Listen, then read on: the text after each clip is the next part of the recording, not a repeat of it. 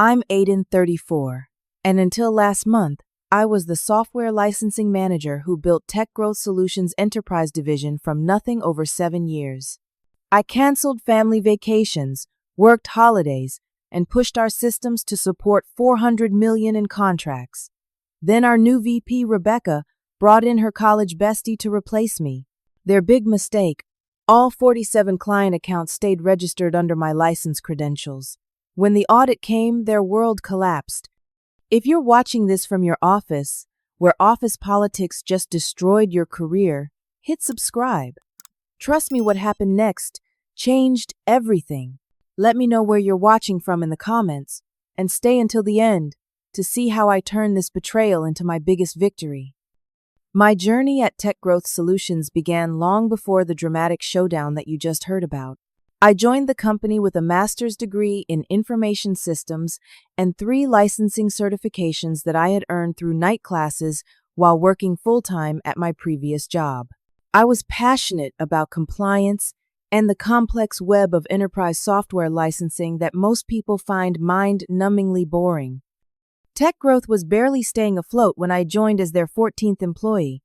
The office was a converted warehouse with inconsistent heating and desks made from repurposed doors on sawhorses. The CEO, Alan, had a vision for enterprise-level software solutions, but they were struggling to move beyond small business clients that generated minimal revenue. "We need someone who understands how to structure licensing for the big fish," Alan told me during my interview. "Someone who can build systems that scale and keep us compliant as we grow." I saw the potential immediately. While everyone was focused on features and functionality, I recognized that proper licensing structures could become our competitive advantage. Large corporations were terrified of compliance audits and the millions in penalties that came with them. If we could offer peace of mind alongside our product, we'd stand out. "Give me 6 months," I told Alan. "I'll build you a licensing framework that will open doors to Fortune 500 companies." He took a chance on me, allocating a tiny budget that barely covered basic expenses. I started alone in a corner of the warehouse building spreadsheets and documentation systems from scratch. For the first 3 months, I worked 80-hour weeks, creating templates, protocols, and training materials while researching enterprise compliance requirements. When I needed to expand, I fought hard to bring in Taylor, a brilliant data analyst who everyone else had overlooked because of her quiet demeanor. Then came Jason, a contract specialist whose attention to detail was unmatched. They believed in my vision when few others did. "This licensing structure is revolutionary," Taylor said after I outlined my system. "Most companies treat this as an afterthought, but you're making it the foundation." We worked through weekends building frameworks that would protect both our company and our future clients. I missed my nephew's birthday, canceled a trip to Hawaii with friends, and postponed countless dinner dates. The work consumed me, but I believed in what we were creating. After 9 grueling months, we landed our first major client, a $50 million contract with Autotech Industries. Their legal team grilled us for weeks, going through every line of our licensing documentation. "I've never seen such comprehensive compliance protocols from a company your size," their chief legal officer told us after signing.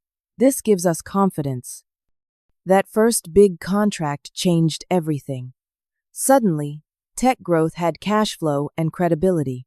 Alan invested in proper office space, hired more developers, and expanded marketing. Within 2 years, we grew from 14 employees to over 100. My licensing division expanded to 12 specialists, each trained in my meticulous systems. The true game changer came when we secured the North Star Financial Group contract, a massive $420 million 5-year deal that would transform Tech Growth into an industry leader. I personally led the 18-month negotiation process, addressing their complex regulatory requirements and developing custom licensing solutions for their global operations. "Aiden, this contract exists because of you," Alan told me at the celebration dinner. "Your licensing structure gave them the confidence to choose us over competitors 10 times our size." I had built something remarkable. Our department managed thousands of license configurations across 47 enterprise accounts. Every license activation, every renewal, every compliance report flowed through systems I had designed. My name was on all the documentation as the responsible licensing authority standard practice in the industry to maintain clear accountability. By our 7th year, Tech Growth had over 200 employees' international offices and was considering an IPO. I had risen to Director of Enterprise Licensing with 28 people in my department and a reputation as the company's licensing expert. I was proud of what we'd built from nothing. The sleepless nights, the personal sacrifices, the meticulous attention to detail, it had all been worth it to see our system supporting hundreds of millions in business. Little did I know that this success would attract the kind of attention that would threaten everything I had built. The explosive growth at Tech Growth inevitably led to organizational changes. As we approached 250 employees with offices in 3 countries, Alan announced a management restructuring that would introduce several vice president positions to oversee our expanding operations. We need to professionalize our leadership structure to support the next phase of growth, he explained during an all-hands meeting. These new VPs will bring fresh perspectives while honoring the foundation that got us here. The announcement wasn't surprising. We had outgrown our startup structure. What did surprise me was the introduction of Rebecca Palmer as the new Vice President of Enterprise Solutions, the division that included my licensing department. Rebecca arrived with an impressive resume, MBA from Wharton, previous executive roles at 2 tech companies, and a polished presentation style that immediately impressed the board. She was tall, impeccably dressed, and exuded the kind of confidence that commanded attention in meetings. Our first interaction seemed positive. Rebecca visited my department during her orientation week, and I gave her a comprehensive overview of our licensing architecture. "This is incredibly detailed," she said, nodding as I walked her through our compliance protocols. "You've clearly put tremendous thought into these systems." I appreciated the acknowledgement and was cautiously optimistic about working with her. "I'm looking forward to showing you how we can scale these systems even further with the right resources," I told her. For the first month, things progressed smoothly. Rebecca included me in strategic discussions and seemed to value my input on enterprise client matters. She frequently mentioned my expertise when talking to clients or other departments. "Aiden built this division from the ground up," she would say. "There's nobody who understands enterprise licensing better." The first sign of trouble came during month 2. Rebecca began questioning some of our established processes, suggesting they were too complicated or not client-friendly enough. While constructive feedback was always welcome, her critiques often missed the regulatory nuances that had shaped our systems. "We need to streamline these approval workflows," she said during one meeting. "They create too many bottlenecks." "Those checkpoints exist because of SEC requirements for financial clients," I explained. "Removing them would create compliance risks." Rebecca nodded but seemed unconvinced. A week later, she introduced Stephanie Winters during our department meeting. "Stephanie and I work together at Next Gen Systems," Rebecca explained. "She's going to consult with us on process optimization."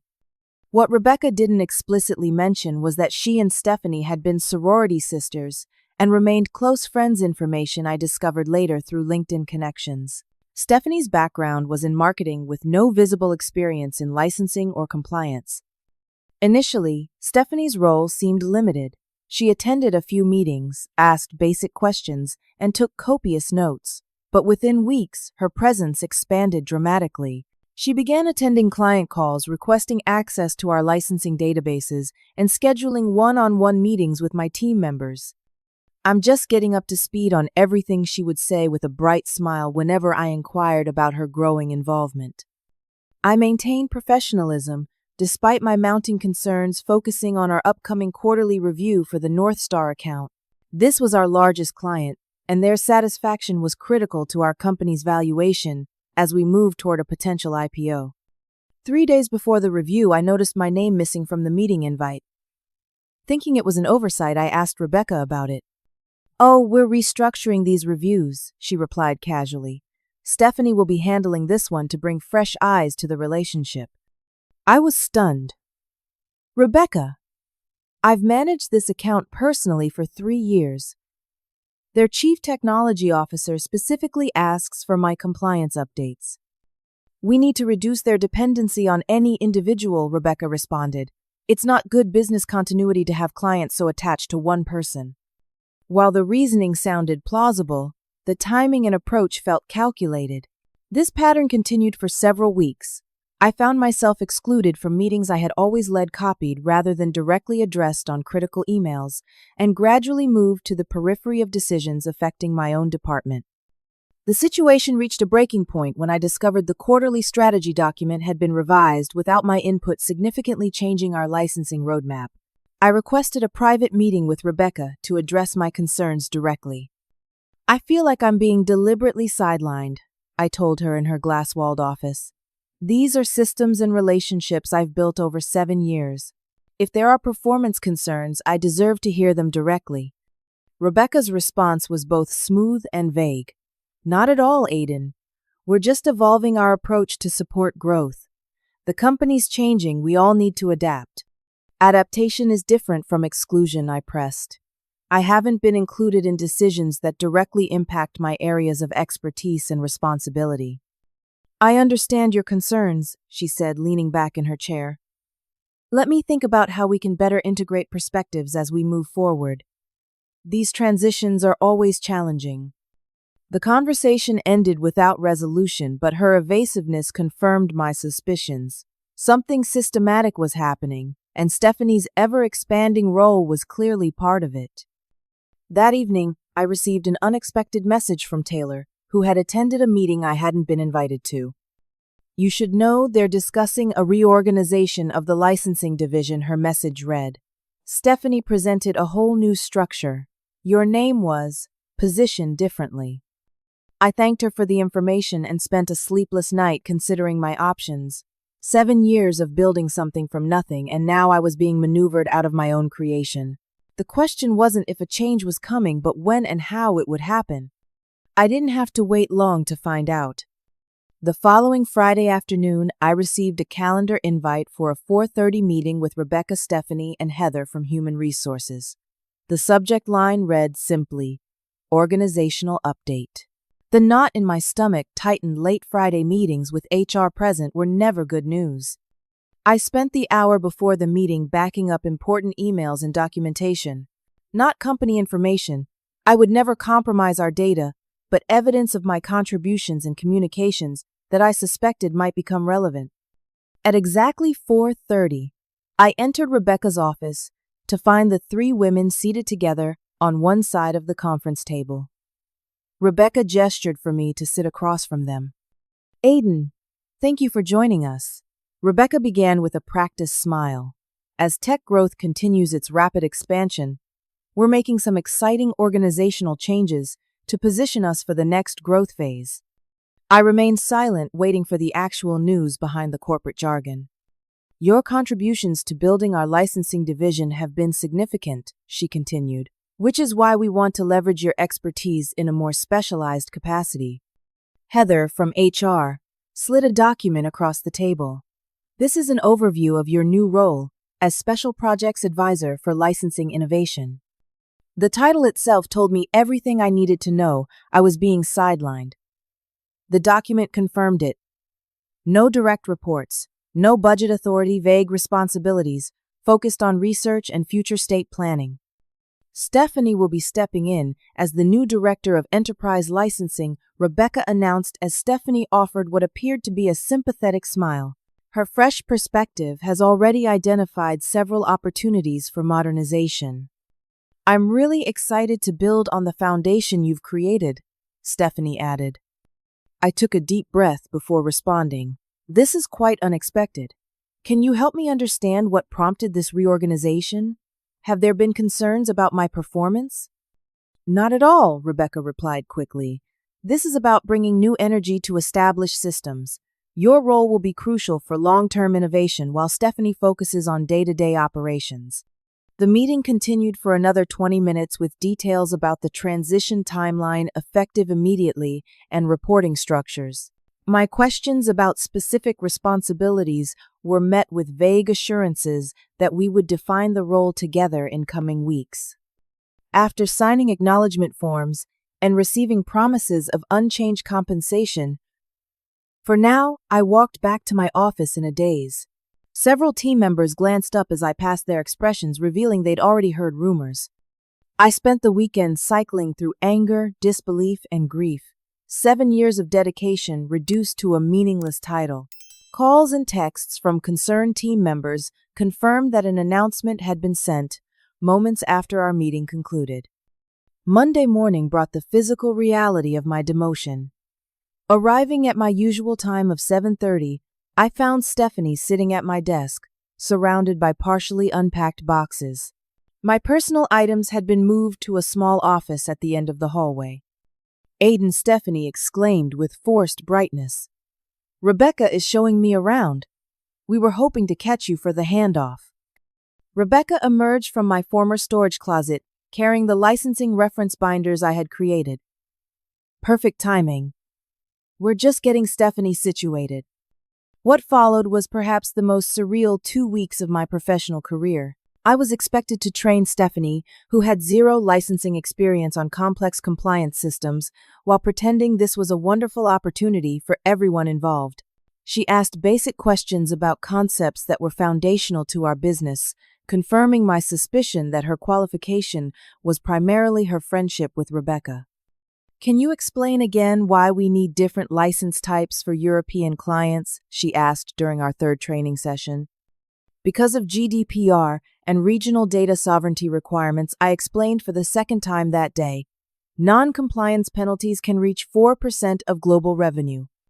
As the transition progressed, I noticed Stephanie making changes to established processes without understanding their implications. When reviewing updated client documentation, I spotted several critical errors in the compliance protocols.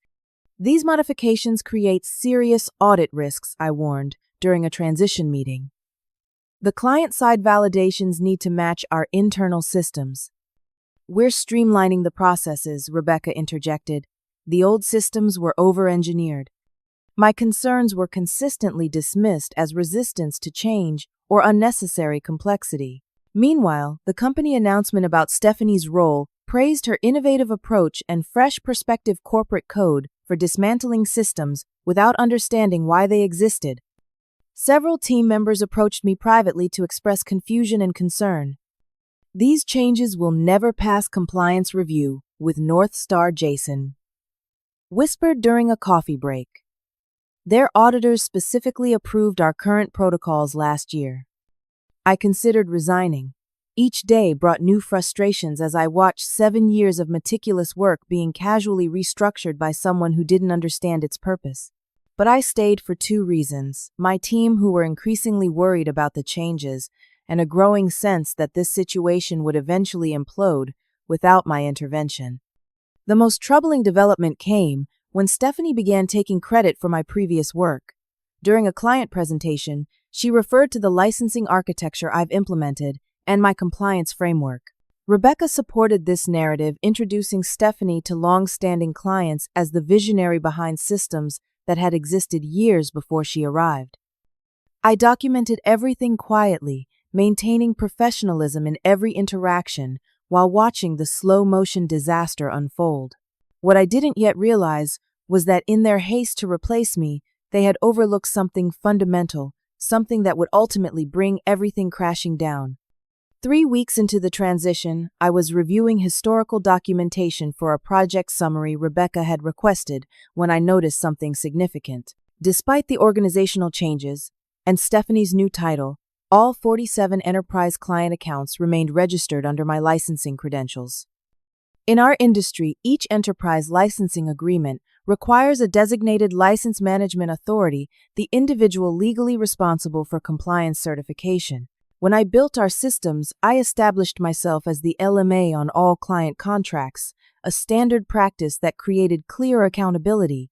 Properly transferring LMA designation requires formal documentation, client notification, and in many cases, client approval. This wasn't merely an administrative oversight. It carried serious legal implications.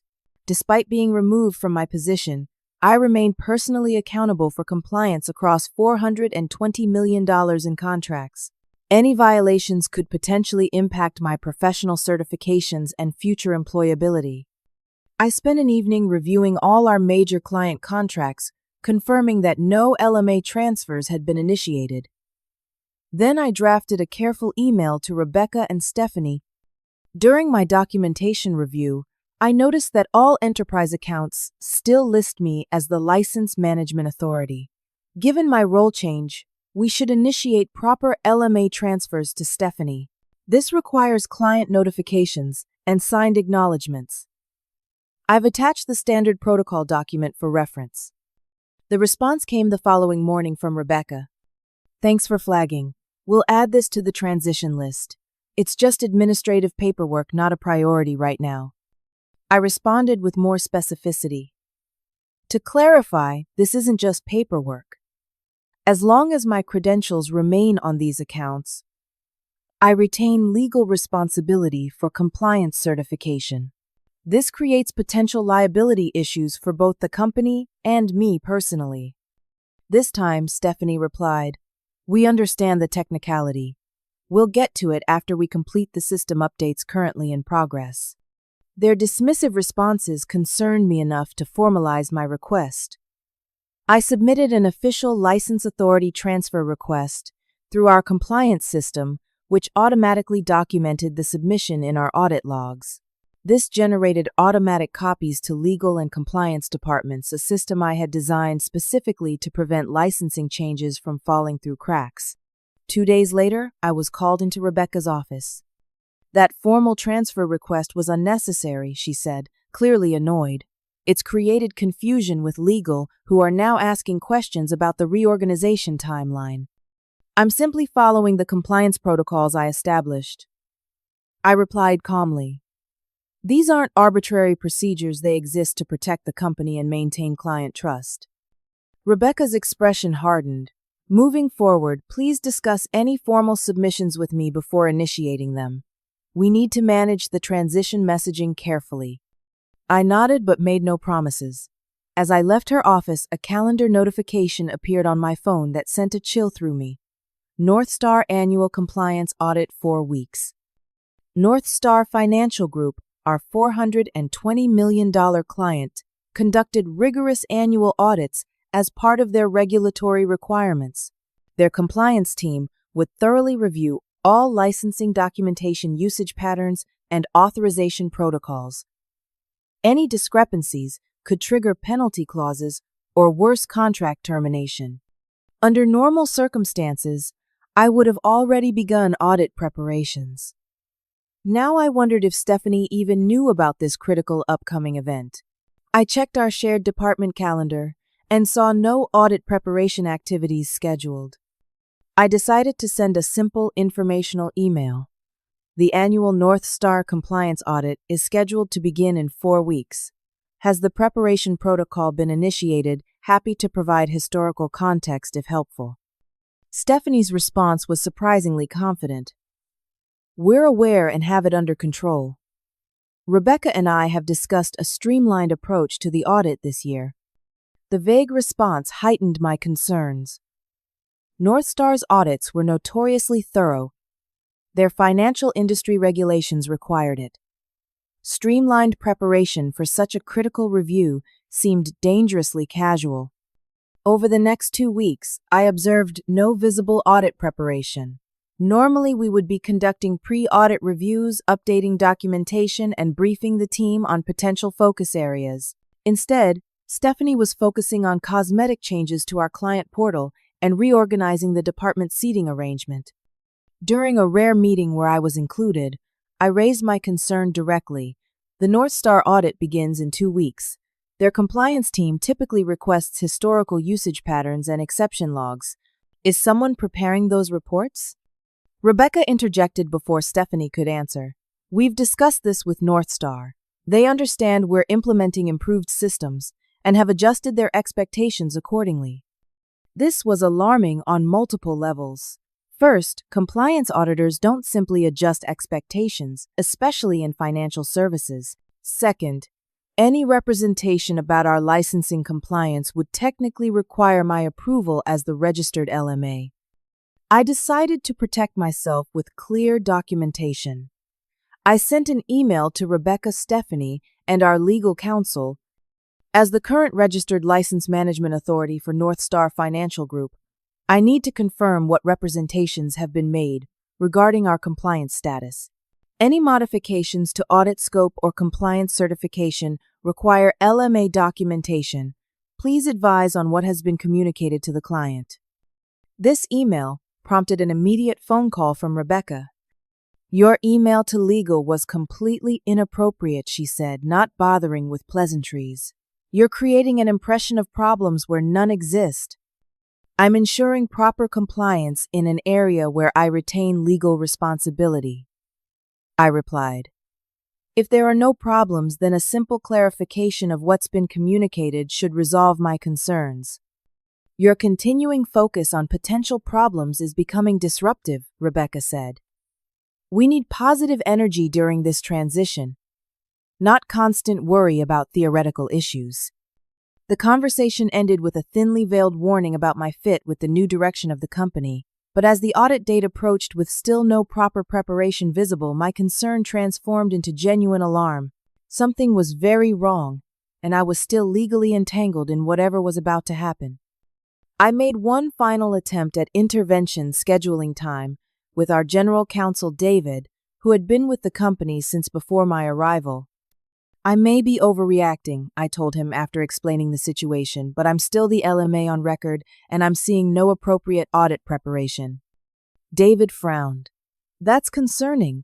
The LMA transfer should have been prioritized during any leadership change. I'll look into this. Whatever inquiry David initiated was too little too late.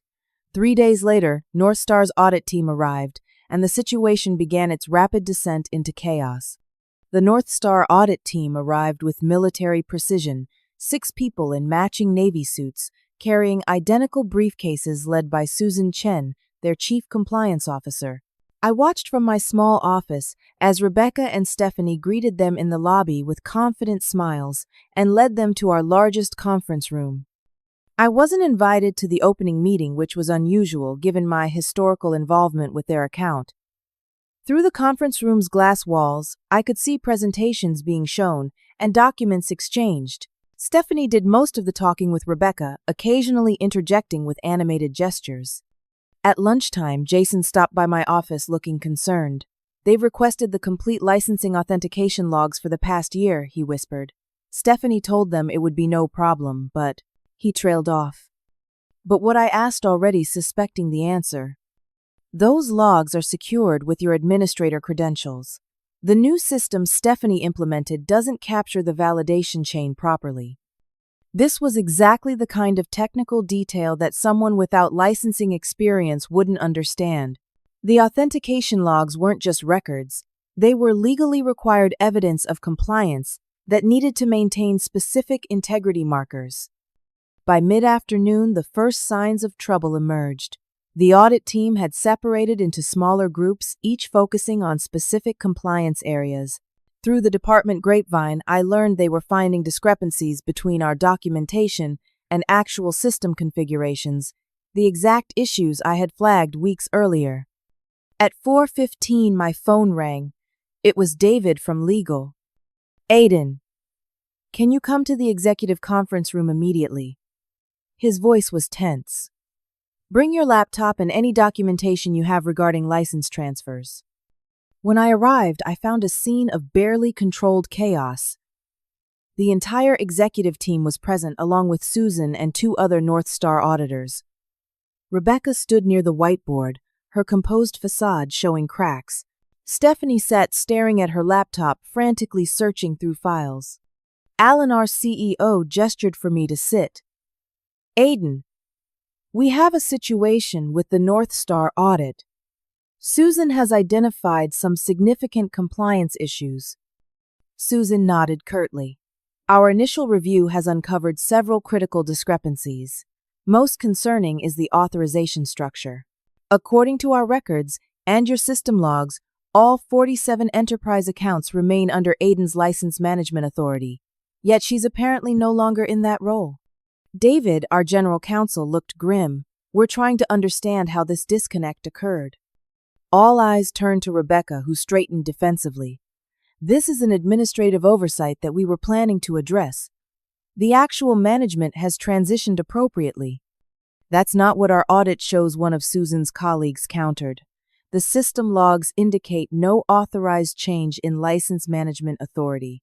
More concerning, we found 16 instances of compliance self-certification using Aiden's credentials after her role change, but there's no record of her actually performing these certifications. The implication hung heavily in the room. Someone had been using my credentials to certify compliance without my knowledge, a serious violation of both our contractual obligations and industry regulations.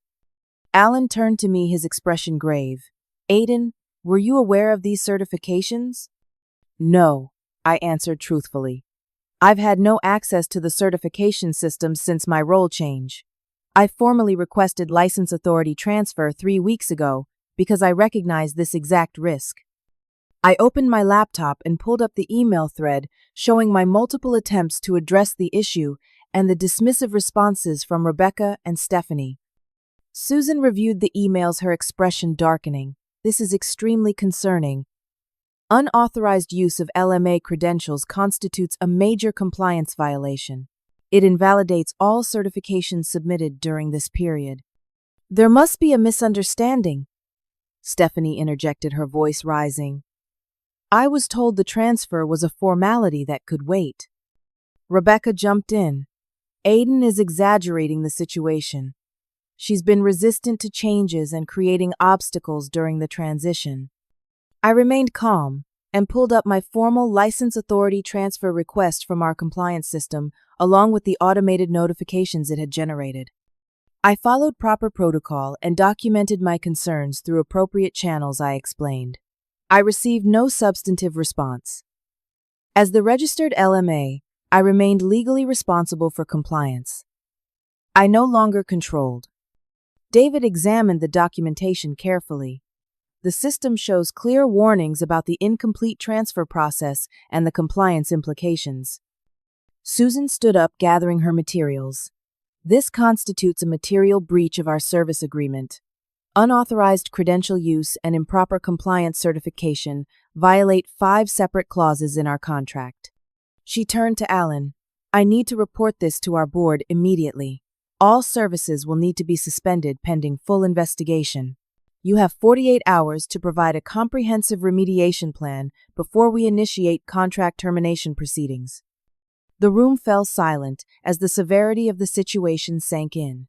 North Star represented nearly 60% of our annual revenue. Their departure would devastate the company and likely end our IPO plans.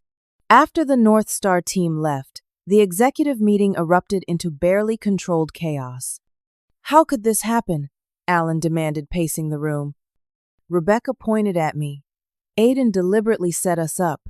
She knew about these issues, but instead of helping fix them, she just documented everything to protect herself while watching us fail. I remained professional despite the accusation.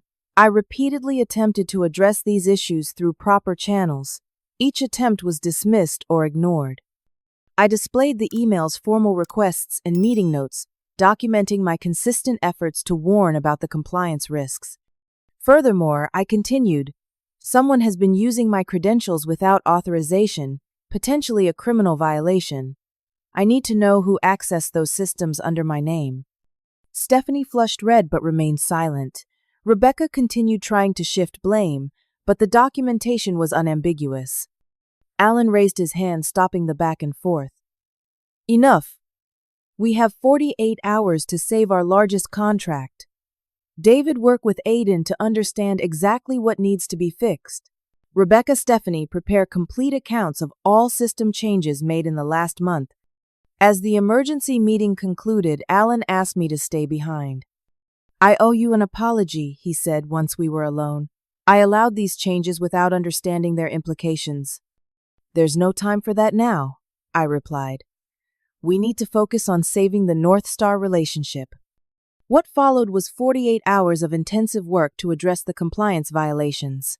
I worked directly with David and our technical team to correct the licensing documentation, properly transfer authorities, and create a remediation plan for North Star.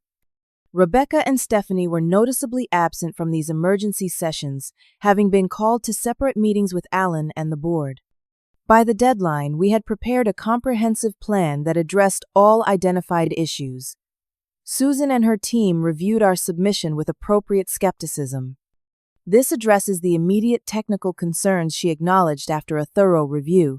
However, our trust has been significantly damaged. We'll require weekly compliance verification for the next 6 months and a complete system audit before resuming normal operations. It wasn't ideal, but it prevented immediate contract termination. As Susan was leaving, she paused beside me. "Your documentation saved this relationship," she said quietly. It showed a consistent commitment to compliance despite organizational obstacles. That matters to us. As the crisis temporarily stabilized, attention turned to how such critical failures had been allowed to occur. An internal investigation revealed that Rebecca had directed Stephanie to use my credentials for compliance certifications, telling her it was standard practice during transitions. The board called an emergency session to address the leadership failure. The North Star situation had exposed other corners cut and misrepresentations made under Rebecca's direction. The potential legal and financial implications were severe enough to require immediate action. I was asked to prepare a comprehensive report on all licensing and compliance issues for the board meeting. My documentation, maintained meticulously throughout the turbulent transition, became central to the company's understanding of what had gone wrong. The outcome was swift and definitive. The board determined that Rebecca's division had been fundamentally mismanaged, creating existential risk for the company. The decision was made to restructure the entire Enterprise Solutions division. Stephanie was terminated immediately. Rebecca was placed on administrative leave pending further investigation. And I was asked to temporarily resume leadership of the licensing department to stabilize operations. When I walked back into my former department to address the team, their relief was palpable. They had witnessed the dismantling of systems they knew were critical without having the authority to prevent it. "We're going back to basics," I told them during our first meeting. "Compliance first. Proper documentation. No shortcuts." The validation of seeing proper processes restored was satisfying, but I took no pleasure in the circumstances that made it necessary. A needless crisis had been created through arrogance and ignorance, two dangerous qualities in enterprise software licensing. The days following the audit disaster were intensely focused on damage control. I worked closely with Alan and David to assess the full extent of the problems created during Rebecca and Stephanie's brief tenure. What we discovered was alarming beyond the North Star compliance issues. There were numerous other shortcuts and misrepresentations affecting multiple client relationships. They were prioritizing cosmetic changes over functional integrity, Jason explained during our review, redesigning dashboards while ignoring the compliance engines running underneath. I organized the team into focused work groups, each addressing specific client accounts and compliance areas. We worked through weekends, combing through every licensing agreement and certification to identify potential problems before they triggered other audits. Taylor led the data analysis effort, comparing system logs with reported metrics to identify discrepancies. They were presenting simplified reports to clients that masked compliance gaps, she reported, basically hiding problems instead of fixing them. The emergency stabilization work continued for 3 intensive weeks. I regularly updated Alan and the board on our progress, providing transparent assessments of both problems and solutions. My straightforward approach contrasted sharply with the glossy presentations Rebecca had favored. "I appreciate that you're not sugarcoating anything," Alan told me after one particularly difficult update. "We need absolute clarity right now, not nice-sounding half-truths." As we worked to repair the technical and documentation issues, the company was also addressing the organizational damage. After a 2-week investigation, the board made their final decisions about Rebecca's division. Alan called me into his office on a Thursday afternoon. David was already there along with Patricia from the board. "We've reached some conclusions about the Enterprise Solutions division," Alan began. The investigation revealed systemic issues beyond just the licensing department. Rebecca prioritized appearance over substance across multiple functions. Patricia nodded. The board has unanimously decided to restructure the entire division. Rebecca's employment has been terminated effective immediately. We need to rebuild properly, Alan continued. And we'd like you to lead that effort, Aiden. Not just temporarily, but as the new vice president of global licensing and compliance. The offer caught me by surprise. Despite the validation of recent events, I hadn't expected such a significant promotion. We need someone with both technical expertise and uncompromising integrity, Patricia explained. Your actions during this crisis demonstrated both. I requested time to consider the offer, wanting to make sure I was accepting for the right reasons, rather than from a sense of vindication. After thinking it through over the weekend, I accepted the position with specific conditions about autonomy and reporting structures. My first task was developing a comprehensive 45-day plan to restructure and strengthen the enterprise division. The plan included proper staffing, reestablishing rigorous protocols, and rebuilding client trust through transparency. The North Star relationship required particular attention. While we had averted immediate contract termination, their trust had been severely damaged. I personally led a series of remediation meetings with Susan and her team, walking them through each corrective measure and compliance enhancement. We're not just fixing what broke, I explained during one session. We're building stronger verification systems to prevent future issues. Gradually, their confidence began to return. After 6 weeks of intensive rehabilitation work, Susan called with positive news. Our board has approved continuing the relationship, she informed me. Your transparency during this process has been key to that decision. Internally, the company culture began to heal as well. We introduced new compliance training for all departments, ensuring everyone understood the critical nature of our licensing structures. The artificial barriers that Rebecca had created between teams were dismantled, restoring collaborative relationships. The team members who had been sidelined or ignored during Rebecca and Stephanie's tenure stepped back into leadership roles. Taylor was promoted to Director of Compliance Analytics, while Jason became our Client Certification Manager. Their expertise, temporarily devalued during the previous regime, was now properly recognized. As the 45-day restructuring period progressed, the division transformed from crisis management back to innovation. With proper foundations restored, we could once again focus on advancing our systems rather than merely repairing them. Rebecca's final departure from the company occurred with little fanfare. She had remained on administrative leave during the investigation, and her personal items were packed and shipped without her returning to the office. The employment agreement she signed included non-disclosure provisions that prevented her from discussing the circumstances of her termination. I learned through industry contacts that Stephanie had quickly found a marketing position at a smaller company, apparently having decided that licensing compliance wasn't her calling after all. The most rewarding aspect of the resolution was watching the team regain confidence. People who had become hesitant to speak up under Rebecca's leadership began contributing ideas again, knowing their expertise would be respected. It feels like we can breathe again, Taylor commented during a strategy session. Like we're building something worthwhile rather than just trying to look good for the next presentation. By the end of the 45-day restructuring, we had fully stabilized all client relationships, properly documented all licensing authorities, and established enhanced compliance protocols that exceeded industry standards. What had begun as a crisis had transformed into an opportunity for meaningful improvement. In a company-wide meeting marking the completion of the restructuring, Alan publicly acknowledged the situation and the lessons learned. We lost sight of what made us successful, he admitted to the assembled employees. We prioritized appearance over substance, and it nearly cost us everything. That's a mistake we won't repeat. The crisis had taught painful but valuable lessons about leadership integrity and the dangers of prioritizing style over substance. As difficult as the experience had been, it had ultimately strengthened both the company and my own professional resolve. The 45 days of intensive restructuring marked just the beginning of our rebuilding process. As the new Vice President of Global Licensing and Compliance, I faced the challenge of not merely restoring what had existed before, but creating something stronger and more resilient.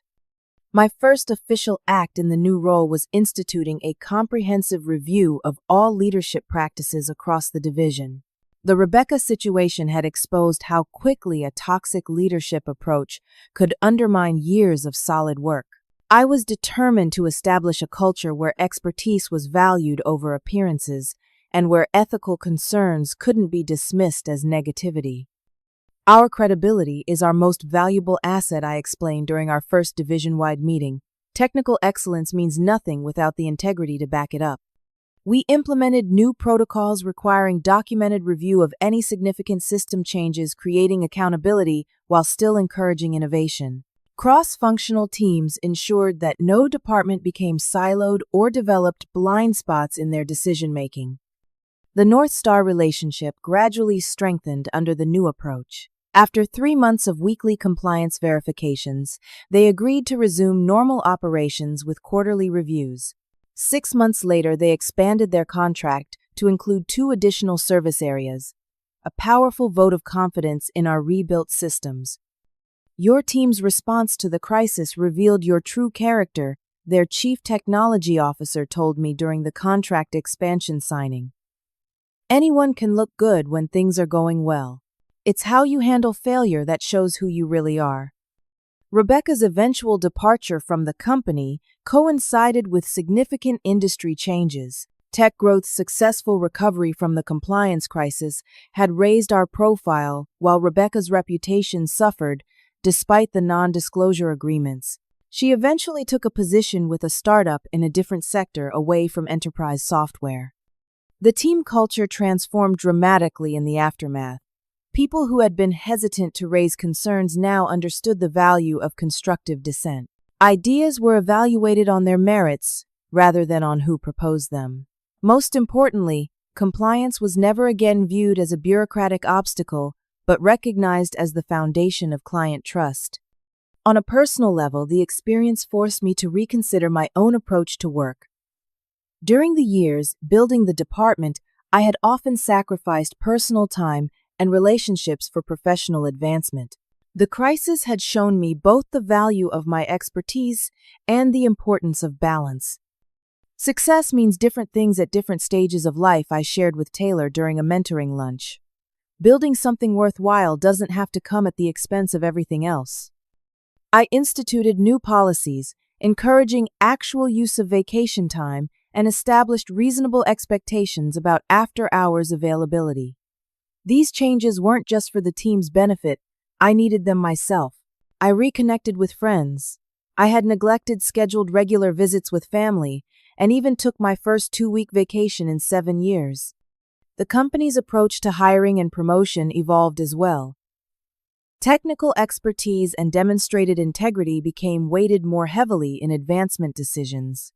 The emphasis on polished presentations and prestigious degrees factors that had elevated Rebecca despite her limited technical knowledge diminished in favor of demonstrated capability.